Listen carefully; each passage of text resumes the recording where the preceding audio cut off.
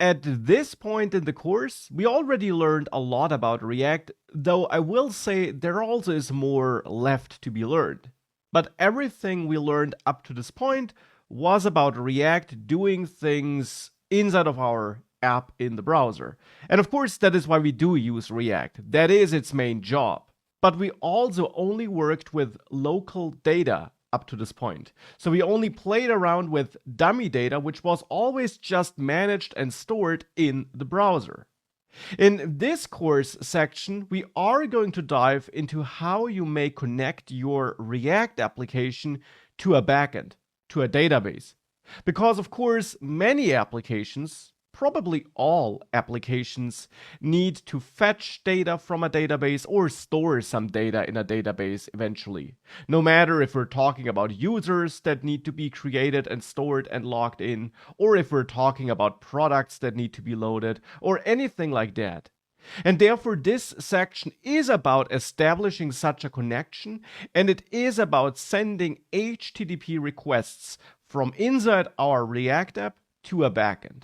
And specifically, we are going to learn how exactly React apps do interact with databases, because whilst it's simple, as you will learn, it will not necessarily work as you expect it to work. You will learn how you can send HTTP requests and work with responses which you get back. And we're going to have a look at how we can handle errors and loading states in our application. Now, before we dive into any demo or any code, let's understand how React apps do talk to databases. And as you can tell by the title of this slide, it's not working as you maybe thought it works. Because React apps, or in general, browser-side apps, browser-side code, so JavaScript code running in the browsers, should never directly talk to a database. So if you have a React app, and then some kind of database, SQL database, a NoSQL database like MongoDB, it does not matter. If you have such a database running on some database server, then of course you might want to fetch and store some data, and you might want to establish a connection, but that's not what you should do, and that's not what you'll ever see out there in the wild unless it's a highly insecure and bad written application. Because if you would directly connect to a database, if we leave aside that this will technically be challenging, but if you would do that, if you would directly connect to a database server from inside your client side, your browser side JavaScript code, you would expose your database credentials in that code. Because you must never forget that all JavaScript code running in the browser can be accessed and read not just by the browser, but also by the users of your website. Simply open up the developer tools and you can view all the code there. This generally is no problem, and attached you find a more detailed article and video which I created on this. But of course it will become a problem if you expose security relevant details in your code. For example, credentials that allow access to a database. In addition, directly connecting to a database could also bring other problems like performance issues, but the security problem is the biggest problem of all. So therefore, instead of directly talking to a database from inside your React app code, you always take another route. You have a backend application running on another machine, not running in the browser, but running on some server out there, maybe on the same server as the database, often on a different server though. Now, this backend application can be written with any server-side language of your choice. Node.js, PHP, ASP.NET, everything is possible. And it's this backend application which will do the talking to the database. Because you can safely store and use database credentials on the backend application, since that backend code can't be viewed by your users. It's on a different server, and the users of your website will never see that code. And therefore, the React app will then talk to that backend server, to that backend API typically, which is a server which exposes different URLs requests can be sent to, and we're going to see this throughout this section. And then you have a safe connection to the database because the credentials are on this backend app. And for talking to the backend app, no security relevant details are needed. This is how this works, and this is what we're going to see in action in this course module. Now, I prepared another dummy application for you. Of course, you find it attached. It has two dummy movies, which are being rendered here, and this button, which currently doesn't do anything. Now, the code for this is fairly straightforward. It's an app component, which renders a section with this button, and which then renders a movies list component. And currently, I just have some dummy movie data, which is fed into the movies list. And in the movies list, I simply loop through these movies to output the individual movie components, which render list items with, well, this content. And that brings this here to the screen. Now, at this point in this application, as I said, we're just using some dummy data here. I want to change this now. I want to fetch data from a database which contains some example movies. And for that, I'll use the Star Wars API. You can visit swappy.dev for Star Wars API. And here you have a little dummy API with some dummy data which you can send requests to play around with it, basically. Now, I will say right away, this is an API. It's a backend app. It's not a database because of what I explained in the last section. Behind the scenes, it of course probably uses some database to store some data about the Star Wars movies, but we interact with this backend app. And I said API a couple of times. API stands for Application Programming Interface, and it's a very broad term, not just related to React and HTTP requests. In the end, it means that in our code, we're dealing with something which has a clearly defined interface, clearly defined rules on how we can achieve certain results and do certain tasks. And when we talk about APIs in the context of HTTP requests, we typically talk about REST or GraphQL APIs, which are basically two different standards for how a server should expose its data. Now, this is a REST API, and it simply means that there are a couple of URLs, like this URL, which you see here, to which you send a request to get back data in a certain format. And different URLs to which you send different requests will give you different chunks of data. That's what makes it an API. You got different entry points which lead to different results. If you want to learn more about REST APIs and what exactly that all is, you'll also find a helpful resource on that attached to this lecture. So here we can basically send a request to this URL, for example, to get information about a certain person from the Star Wars movies. We can also grab this URL here and send a request to swappy.dev/API/films, and we will later get back a response with a bunch of objects describing the different films, the different Star Wars movies, with, for example, the opening crawl text and the title, the episode ID, and so on. Now, this is just a dummy API, which I want to use for getting started with sending HTTP requests. That's why I'm having a look at this first.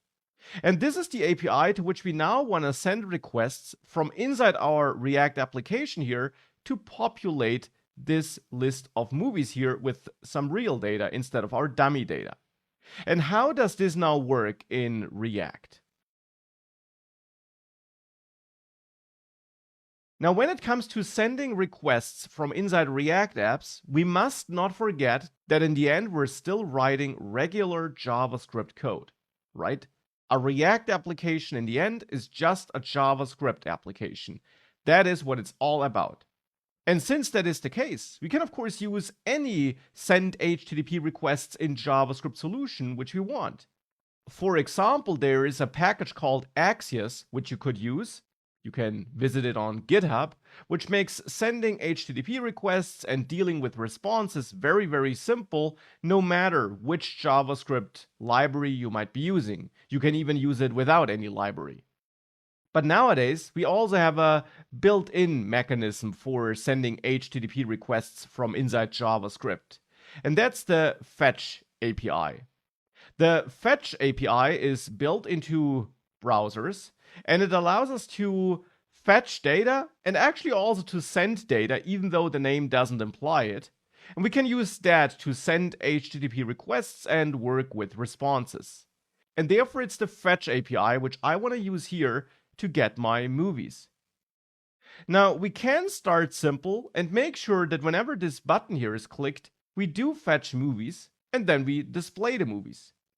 And for that, I will simply remove my dummy movies here, and instead add a new function here, which I'll name Fetch Movies or Fetch Movie Handler.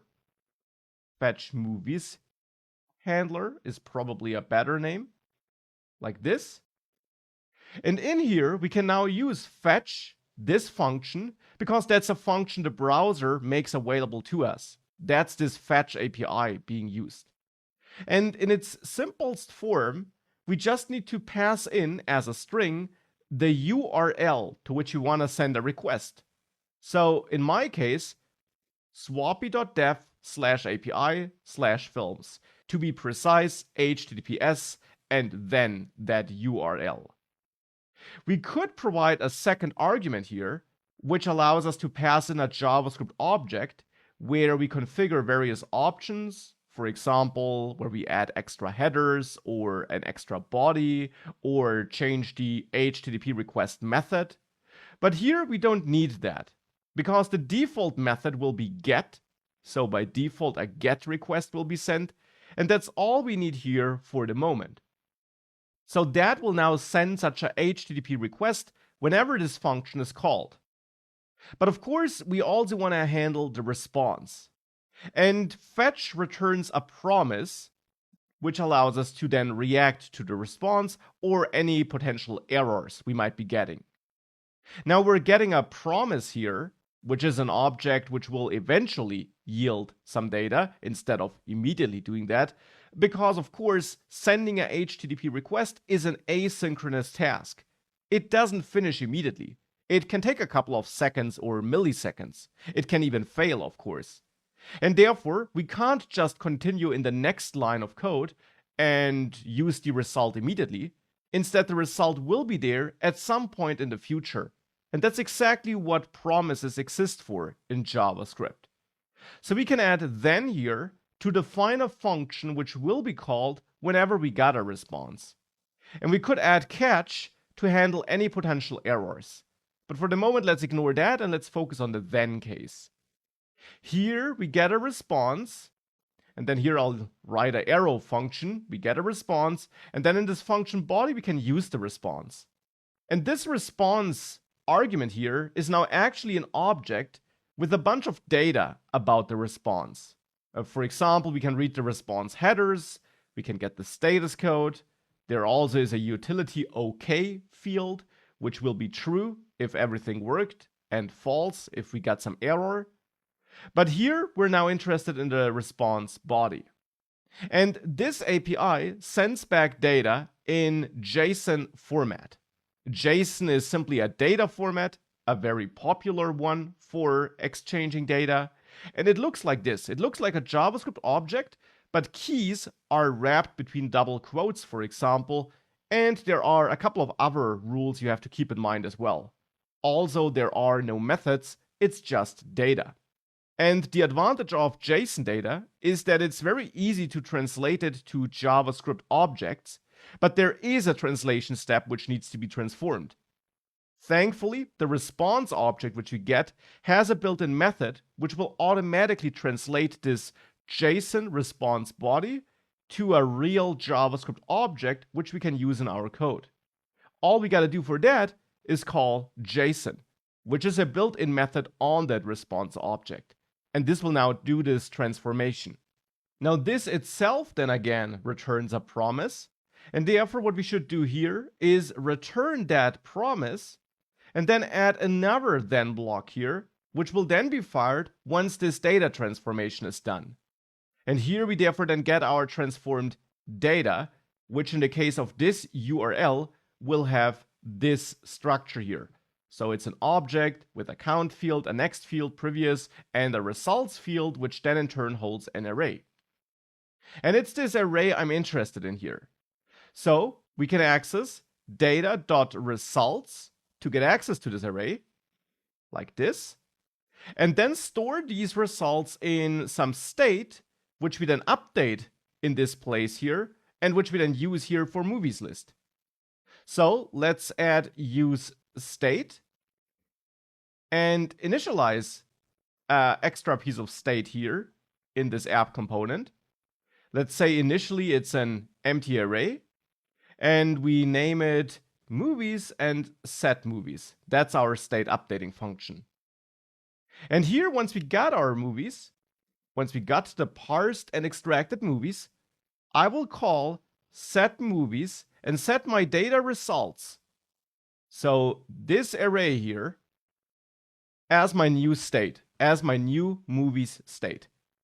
And now we just gotta forward movies here as a value for the movies prop. Now, one thing to note here is that in my application here, I'm actually extracting title, release date, and opening text from the data I receive. Now, there will be a title key, but opening text is actually called opening_crawl here, and release date is called release_date here. So we either adjust the prop names here, which I expect, or we make sure that we transform the incoming data from this format here to the format we expect in our app. And I'll do the latter. So in app.js, where we are making that HTTP request, before setting the data, the results as a new state, I'll actually transform them. So here I'll have my transformed movies, let's say. And that in the end will be data.results, which is this array we're getting back, .map to convert every object in the results array into a new object. And it's then the new objects, the array full of new objects, which will be stored in transformed movies. Now the logic for mapping here simply is that I get my movie data, or whatever you want to call it, which will have this format here, so like this object here, and I'm only interested in the ID, the title, the opening crawl, and the release date. So I will return a new object here, and this will be my movie object in the front-end application, which has an ID, which I get by accessing movie data.episode_ID. Because there is this episode ID field in the data we get back. And I now translate this into just an ID field in the data I'm working with here in my front end. Now for the title, we access movie data.title like this. And for my opening text, which I expect to get, I simply access movie data.opening_crawl. So the text stored in this opening crawl field will be stored in an opening text field here in the object I'm creating here. And then we also need the release date, of course, and that will be movie data.release_date. Now this is transformed, and now it's the transformed movies which I'll store here with set movies. Now to make sure that everything works, we now have to connect fetch movies handler, this function, to this button. And therefore, of course, here we add on click and point at fetch movies handler. If we now saved it all, we can go back to the React application. And initially we got no movies because I removed the dummy data. But if I click fetch movies, you see it takes a short while, but then this movie data shows up. And this is now fetched from this Star Wars API, and therefore from a backend app, which in turn is talking to a database. And that in a nutshell is how you do connect to a database from inside React apps. And since this is the wrong term, it would be better to say that this is how you send HTTP requests from inside React apps to a backend. So we are sending a GET request, this first HTTP request here, whenever this button is clicked. Now, I mentioned that we're dealing with promises here. Fetch returns a promise, and that's why we have these then calls. And just in case it shouldn't be clear, promises are nothing React specific. It's a JavaScript language feature. Now, you might be aware that when you're dealing with promises, you can build these then chains here, so then call after then call, but you can also use an alternative syntax, async await. You can add the async keyword in front of a function, and then await an operation which is returning a promise. And it's just a transformation in your code, which behind the scenes basically does the same as if you do use these then blocks. It's just a bit easier to read. Because now you can say const response equals await fetch, and you can remove this then block. And you can then say const data equals response.json and add await in front of that. And then get rid of that and of that, and simplify the code to look like this. Now it's still asynchronous code, as you can tell by the async keyword. It looks synchronous, it looks like we execute step after step, but behind the scenes you can imagine that it's still transformed to this syntax you saw a second ago, with these then calls. I just use async await here because it's a bit easier to read, I would argue. So that's something we can also do if we're working with promises here. Again, this is not React specific, this is also a default JavaScript feature. So now let's continue working on this application. We are fetching the movies whenever we click this button, and that's great. Now, we're not really showing any loading state. If I reload this app and I click fetch movies, it takes a second or so for the movies to show up. In reality, you typically want to show some loading spinner or at least some loading text in the meanwhile to signal to your user that data is on its way and you're doing some work. And of course, we want to do this here as well. Now, how could we do that in React world? In the end, it's again just about managing state. We get the movies state, and we can of course tell whether we have movies or not. Now, to tell whether we're waiting or not, we can introduce a second piece of state. We could name it isLoading and set isLoading. And then add use state and initially set this to false. Initially, we're not loading data. When this component is loaded, when the app component is rendered to the screen, we're not loading data.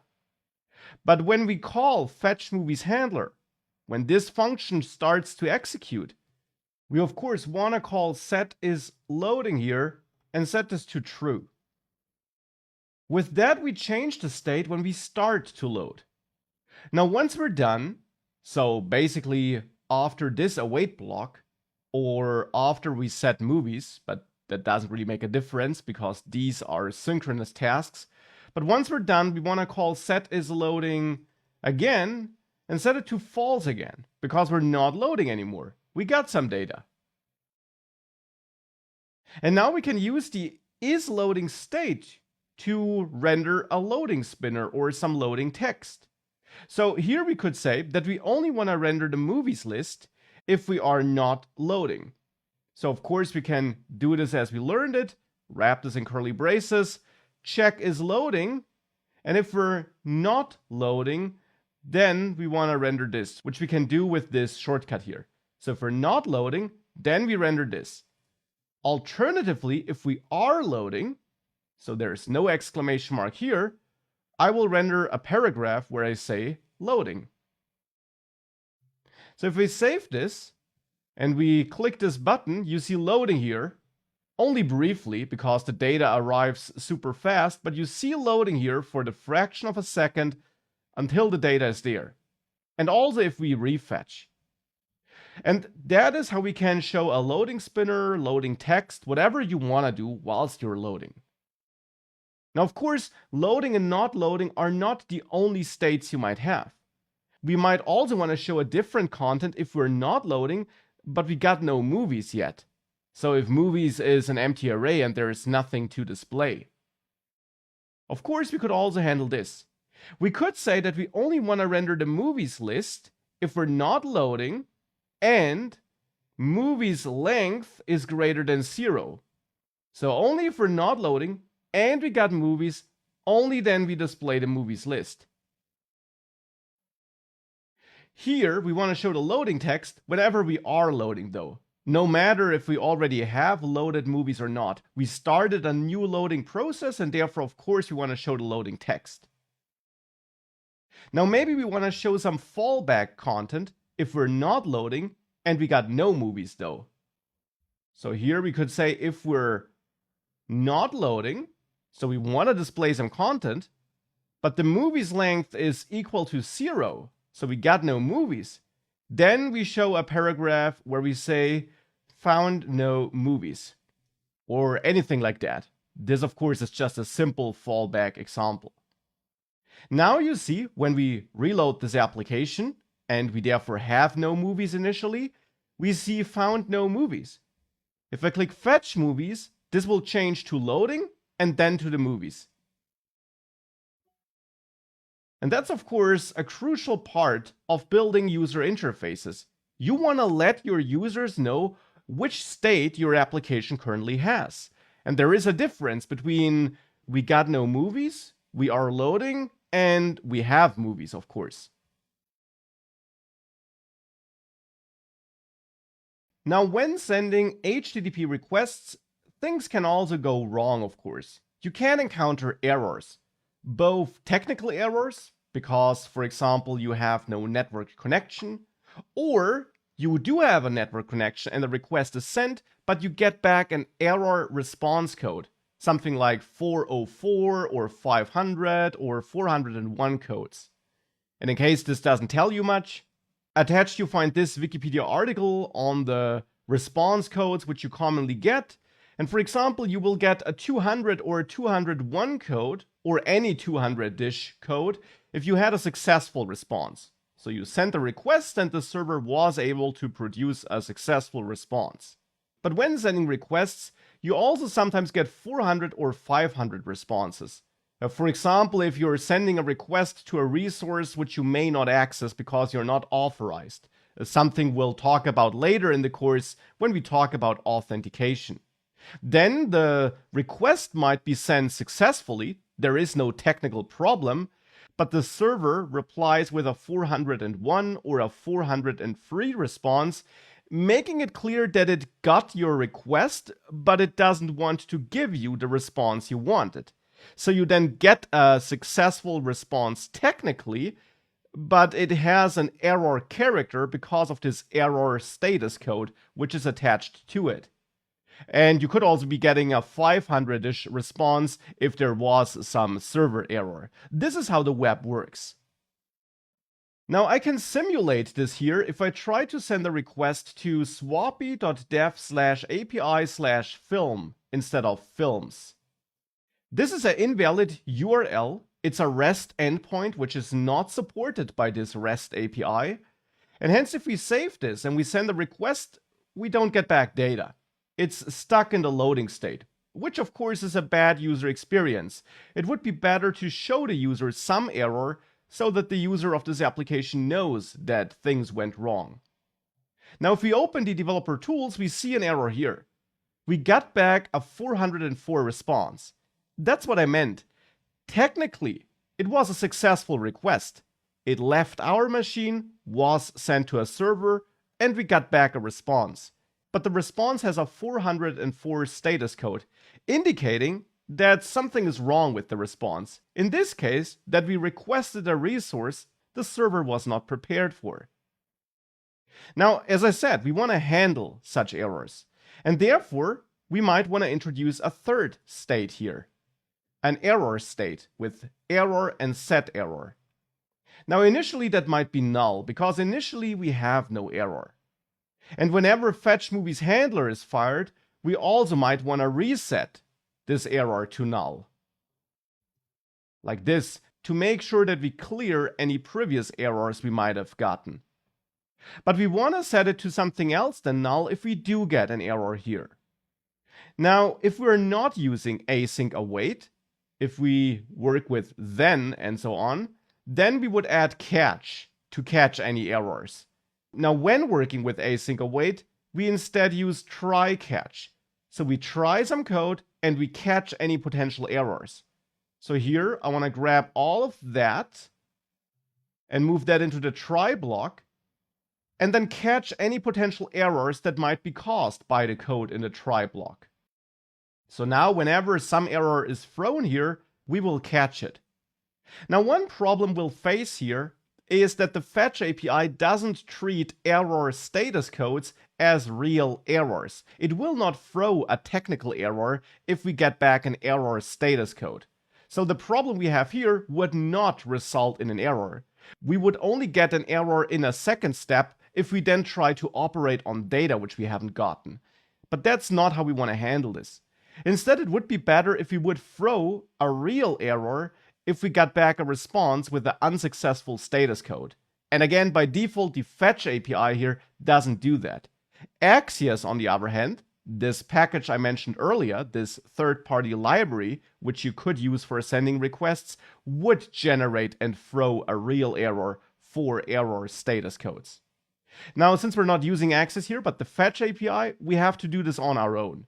And it is easy to do that. I mentioned that the response object which we get back has this OK field, which basically signals whether the response was successful or not. So we can check if response is not OK, like this, and then generate and throw our own error in that case. So here we can then throw a new error with some error message of our choice. We could read an error message from the error response we got back from the server, or use our own error message, which is what I will do, and I'll just say something went wrong here. Now we throw this error if we have an unsuccessful response. And since we throw an error here, we of course won't continue with the next step in line. Instead, we'll make it into this catch block. And here, we can now call setError, and set this equal to error.message. So now error is a string. It's this string here, in this case, to be precise. And with that, we're managing this error state. Now we also want to, of course, output it down there. We want to output some content based on whether we do have an error or not. So we can, again, render something conditionally, and we can check if we're not loading. Because of course, if we are loading, we want to wait what the result of that is. But if we're not loading, and we do have an error, so if that is not null or undefined, but if we do have an error, then I want to display this error. So then I'll render a paragraph with this error text inside of it, like this. And I also, of course, want to make sure that we always stop loading. Even if we have an error, we're not loading anymore. So we also want to set is loading to false here, or we simply move it after this try catch block, so that we always set is loading to false, no matter if we have a successful or an error response, because either way we're done loading. And with that, if we save this, if I click fetch movies, we're loading, and then I get some output here. Found no movies, and then my error message here. Now that's not the error message I'm setting here, because actually here I'm calling JSON on the response, and this already fails because we're not getting back JSON data for this request for this invalid API endpoint. So actually I should check for the response being okay before I even try to parse the response body. Now the exact way of handling the error response depends on the API you're talking to. Some APIs also send back JSON data if the request was not successful. Other APIs like this one send back non-JSON data. So therefore here we need to handle this before we try to parse that. With that though, if I now click fetch movies, we see something went wrong. I also see found no movies, which of course is not what I want. I want to make sure that we only show this fallback text if we're not loading. We got no movies and we got no error. So here I'll check that we have no error in addition to the other checks. And with that, if we now try this again, then we have this state.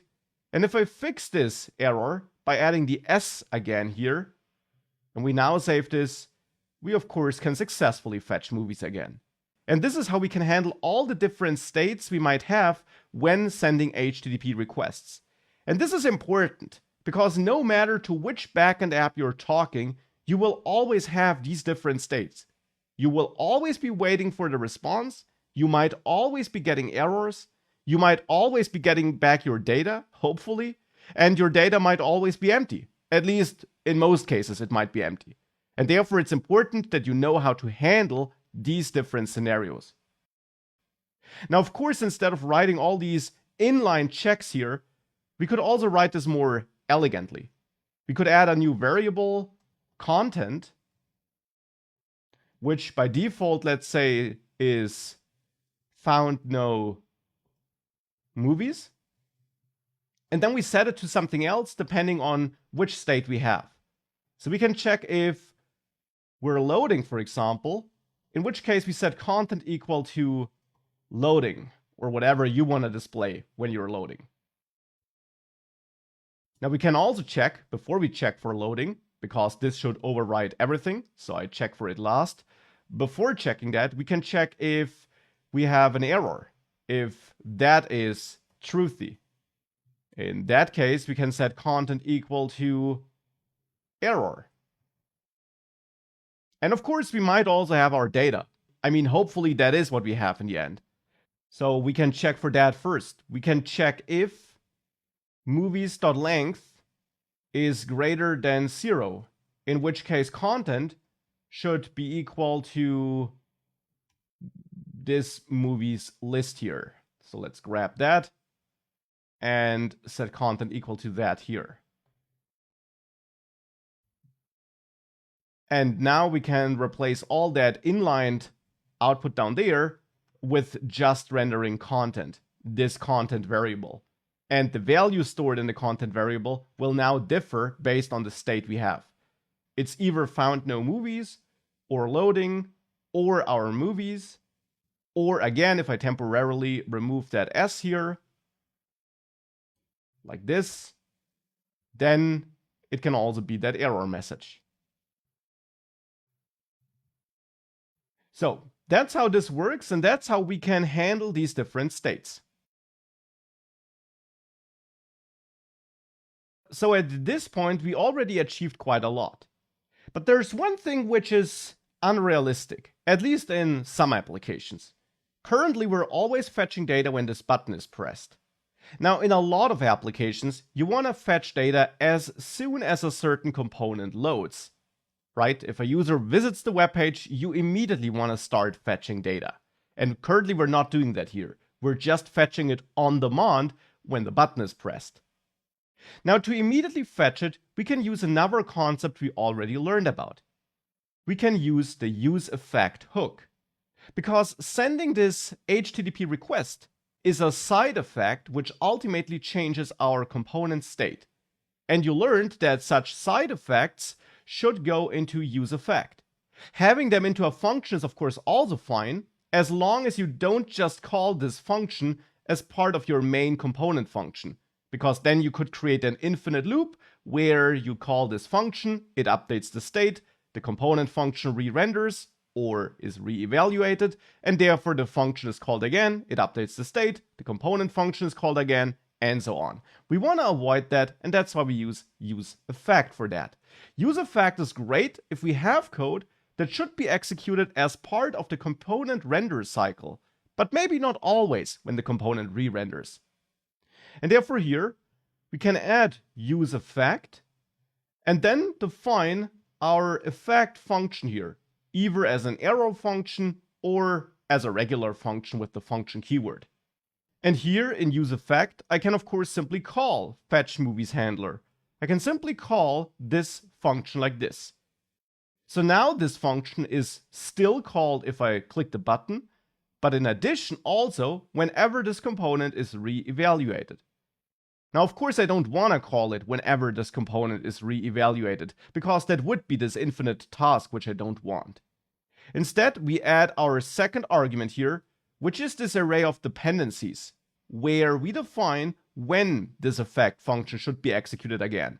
It will only execute again if the dependencies listed here change. Now, as you can clearly tell, I didn't add any dependencies yet. So if I save it like this will never run again except for the very first time the component is loaded. So hence, if we reload this app, the data is fetched immediately. It's still fetched again if I click the button, but it's also fetched immediately when this loads for the first time, because of useEffect. Now, technically, we're not executing this in a clean way, though. You also learned that it is a good practice and a best practice to list all dependencies you use inside of the effect function here in the dependencies array. Now, I am referring to the fetchMoviesHandler function here. That is a dependency of this effect. So we should add fetchMoviesHandler, a pointer at this function, as a dependency. Because if this function changes, this effect should be re-executed. And this function could change if we would be using some external state in here. We aren't doing that in this example, but in other examples we could be doing that. So we definitely want to list this function, a pointer at this function, as a dependency of this effect. The problem with that is that functions, of course, are objects, as you learned, and therefore this function will technically change whenever this component re-renders. So we will create an infinite loop if we add it as a dependency. One solution would be to omit it, because here that would indeed achieve the result we want. But it could introduce subtle bugs if our function would be using some external state. So the better solution is to use the useCallback hook and import that from React and wrap the fetchMoviesHandler with that. For this, we need to transform it and turn it into a constant, which saves the result of useCallback, which then wraps this function, which is now written as an arrow function here, though we could also use the function keyword, like this. And we should add our dependencies array for a useCallback as well, and list any dependencies this function might have. This function, though, has no external dependencies. The Fetch API is a global browser API, it's not a dependency, and other than that, we're not using anything special in here.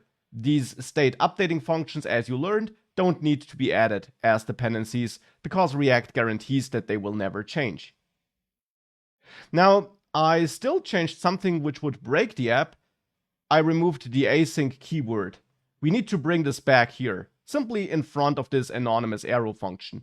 Async, then any parameters we might be getting, then arrow, and then the function body. Alternatively, we can also write it in a non-arrow function way like this if we want to. That both works, and there is no difference here. I will go back to the slightly shorter syntax though. So now we ensure that this fetchMoviesHandler function is not recreated unnecessarily. So if we save that, it now crashes though, because the order is now wrong. With the function keyword, it was no problem because of hoisting. Now, since this is a const, calling it before this code has been parsed won't work, so we simply need to move this useEffect call after this function definition. And now it will work again. And it works as before, without an infinite loop, and we still can also reload manually. So that's how we can leverage useEffect to make sure that we send a HTTP request immediately when a component loads, and not just when a button is clicked, though we still can also do that. And you also learned how to use useEffect correctly then, and how to ensure that it will really always run when it needs to run, but not when it does not need to run. Now we know how to send a GET request, because that's what we're doing here. We're getting data by sending this fetch request to this URL. Now, in reality, in a lot of applications, you don't just want to fetch data. You also want to send data to a server, for example, because a new user was created. That's why I added a new component, and attached you find an updated project snapshot, which contains the new addmovie.js and addmovie module CSS files, and an adjusted app.js file, where I basically now also added this addmovie component here in my JSX code, and where I added this addMovieHandler function, which just logs the movie. In addmovie, I'm just rendering a form, and I'm gathering the user input, preventing the form default, the submission default, and then creating that movie object and passing it on through my prop here, through onAddMovie. Therefore, we get this form, and this would allow us to add a movie. Now, the Star Wars API, which we're using here, is really just a dummy API for getting data. We can't send post requests there, which is what we need to do to store new data. But this dummy Star Wars API, of course, is just some API which is there to play around with it. They don't want data to be submitted by anyone out there. So we can't send a post request here. That's why I'll now use another dummy API, another service. And that service is Firebase. Firebase is a service provided by Google, and it's in the end a backend which we can use without writing any code. Unlike the name implies, it's not some kind of database. It's a backend that comes together with a database, but it also gives us a full backend app, a complete REST API to which we can send requests. And the great thing is that we can get started for free here, also if you check their pricing pages, and we can play around with our dummy backend here for free, without writing any server-side code. Since this course is a React course, I of course want to focus on React, and here we will then be able to get data and to store data. For that, you need a Google account, and then you need to go here to the Firebase console after logging in with your Google account. Once you logged in, you can add a new project and give it any name of your choice. Here, I'll name it React HTTP, but the name is up to you. Click Continue. You can disable Google Analytics. We don't need them here. And this will now create our Firebase project. Now, again, Firebase is a service offered by Google. It consists of many products and services that make up the overall service, and we will only use a fraction of that.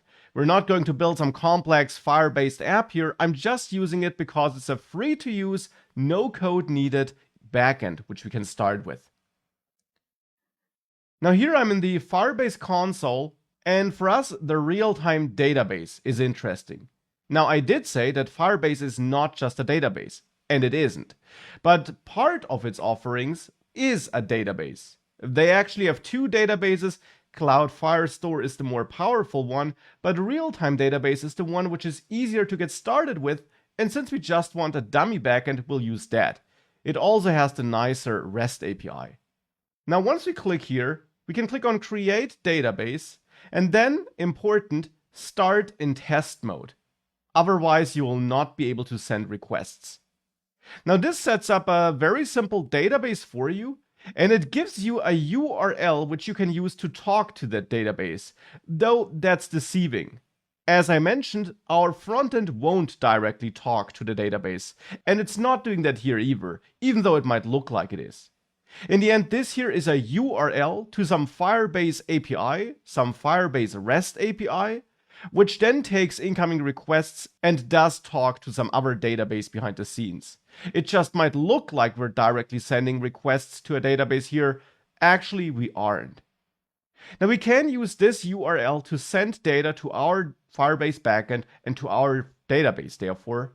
But of course, fetching movies from there won't really succeed. If we go to app.js, we can replace this Star Wars URL with this URL, and then actually add one extra segment here, which is movies.json.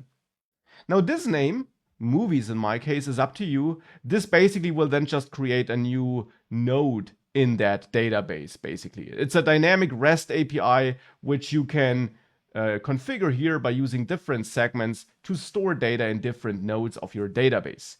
So this name is up to you, and I choose movies because I want to store some movies.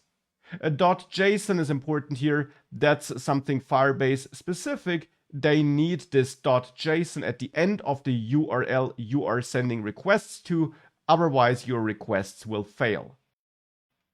Now we can get our data from there, but if I use this URL, Indeed will fail to get our data. And we actually get an error because I try to read some results which we don't get. We are not making it into this if block here because we're not getting an error response code. We do get a 200 response code, but we won't have our results in there. We won't get any data at all. Of course, because currently we're not storing any data here. Now I did switch to this real-time database and to Firebase so that we can send post requests and that we can store data, because that's also something you often gotta do, and that's something I want to show you therefore. So how can we send a post request when we click Add Movie to submit that movie data we collected to Firebase? Well, we already got this Add Movie handler, which is in the end triggered when Add Movie is clicked. And there we get a movie object, which in the end contains a title, an opening text, and a release date. An ID will be added by Firebase automatically. So in the end here, it's in this Add Movie handler where we want to send another HTTP request by using the Fetch API. And I mentioned, even though it's called Fetch, it's not just there to fetch data, you can also use that same function to send data. Might sound strange, but that's just how it works. Of course, by the way, you could also outsource some code into separate functions, maybe also store it in other files to keep this file lean. Here, for education purposes, I'll keep it all in one file. So back to Add Movie Handler. We want to send a request. And of course, I want to send it to the same URL which I use for getting my data. Otherwise, getting would never succeed. But I said that Fetch by default sends a GET request. And here we now need a POST request. The Fetch API works such that you can pass a second argument to Fetch. And you can use that argument to configure this outgoing request. And for example, you can set the method key. By default, this is GET. But here we can set it to POST to send a POST request. And if you send a POST request to this endpoint at our Firebase service, Firebase will go ahead and create a resource in the database. Now, what happens exactly when sending a POST request to some URL always depends on the backend you're using. It's not set in stone that sending a POST request will always create a resource, even though it typically will. But it always depends on the concrete API. Here, for Firebase, sending a POST request will create a resource. So we also need to add that resource, which should be stored. And we do that with the body option here on this Fetch API configuration object. Here I want to pass on my movie, though body doesn't want a JavaScript object like this. Instead, it wants JSON data.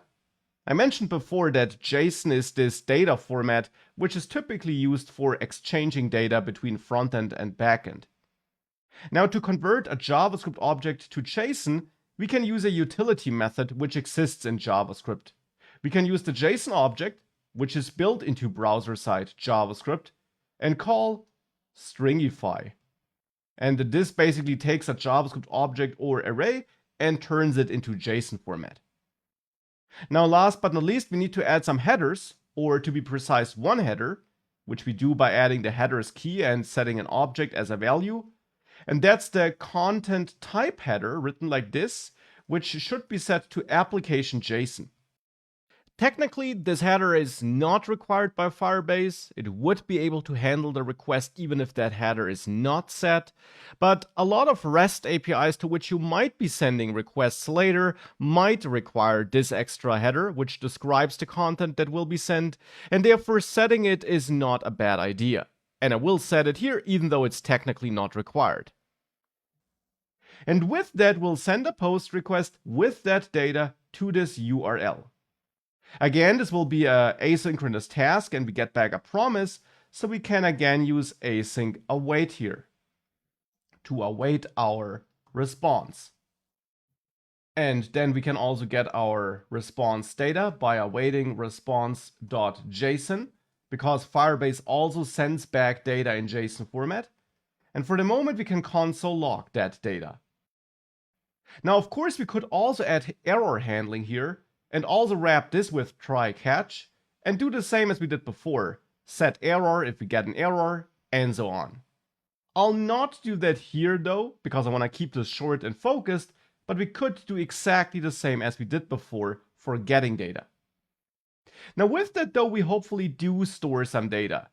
So if I now reload, I can try entering a title here, my first movie, and some text here, and some release date of our choice, doesn't matter at all, and click Add Movie. And now let's have a look at the Firebase backend. And here in the real-time database, you should see a new movies node, because we sent this request to /movies here. And in that movies node, you find this cryptic ID, which was auto-generated by Firebase, and there you find the data which was sent. So this worked. In the React app, if you open the developer tools, in the JavaScript console, you should also see the response object you got back from Firebase, and there Firebase replied with that auto-generated ID, which was stored in some name field. So this is how we can send a post request. Now, if we click Fetch Movies, it should be able to get back some movies, but of course our logic for transforming these movies doesn't work anymore. Previously we expected that we have a results field in our result, but now actually that's not the case anymore. If I console log the data we get back here when fetching movies, if I console log that, you will see that if I reload, the data we get back is an object where we have the cryptic ID as a key, and then another nested object with the actual movie data. So we're not getting back an array, but an object, where the IDs are keys and then the data are nested objects. So we just need to transform this appropriately to again display our movies. So therefore here, we're not using map anymore. Instead now here, we could simply create an array, loaded movies, which initially is empty, and then create a for in loop to loop through all the keys in data, because data is now an object, as I just mentioned, and keys are the IDs of the movies, actually, as you saw here. And then we simply want to go to loaded movies and push a new object for every key value pair we got in the response data, and set ID equal to key, set title equal to data for the given key dot title. So here we're drilling into that nested object we got in the response. We're drilling into this object here, where we have a title, opening text, and release date. This is how we dynamically access a property in JavaScript. And we're doing that for the title, for the opening text, and then also, last but not least, for the release date. Here we also do that like this. And there would be other ways of writing that transformation logic, but this way is hopefully very easy to understand. So then we got our loaded movies, which now again is an array full of objects which have the structure we expect. And therefore we can now get rid of this code and set our movies here equal to loaded movies, which is this array we just built. And with that, if I reload, you see that data is now loaded. And if I now add a second movie with more text and a release date of 2022, sometime in August, I can click Add Movie. And if I fetch my movies thereafter, I get this second movie as well. And of course, you could now tweak this app. You could make sure that new movies are fetched automatically after a movie was submitted. You can add error handling in the Add Movie handler. You can do all of that, but this is just a demo to show you the core parts that are involved when it comes to sending HTTP requests. And you now saw how you can set a GET request here to get data, and how you can send a POST request to store data. Both matters in many applications, and now you know both.